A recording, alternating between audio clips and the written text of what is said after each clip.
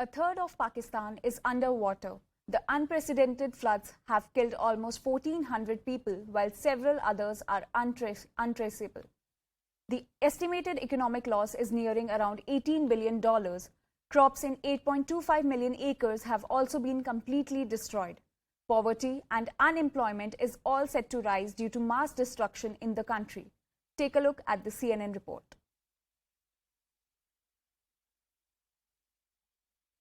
The rains have stopped in Sindh province, but the waters are not subsiding. The city of Siwan had been something of a sanctuary for some of the more than 6 million people displaced by the floods in this region. Now the main highway has become a waterway. Smaller roads into the city are choked with traffic. So you can see there's just a steady stream of vehicles pouring into this area. These are all people who are desperately trying to escape their villages, which are now completely submerged underwater. Pakistan is responsible for less than 1% of the world's emissions, but it is paying a stiff price for global warming. Heavy monsoon rains and melting glaciers have left nearly a third of this country underwater, wiping out villages like Seta. When the floods hit, residents carried whatever they could save to a narrow strip of land by the roadside.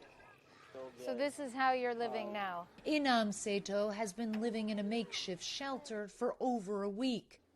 There's no gas to cook what little food they have left. Outside aid has yet to arrive, and the prospects of returning home anytime soon are dim. It's very painful to see, but where can we go, he says. This is my ancestral village. A few miles down the road, locals are racing to stay ahead of the relentless waters. The government left them sand to make sandbags, but little other assistance, overstretched by the unprecedented scale of the crisis. So just so I understand, you are building up these dikes to try to stop that water from completely destroying your village. There's too much water coming in, Imran Uto tells us, and we're afraid of it. He's showing how deep it is. Can you see how deep that is? One man plunges into the floodwater to show how high the waters are. The flooding here has now reached its cruelest phase. The days no longer bring rain, but nor do they bring relief.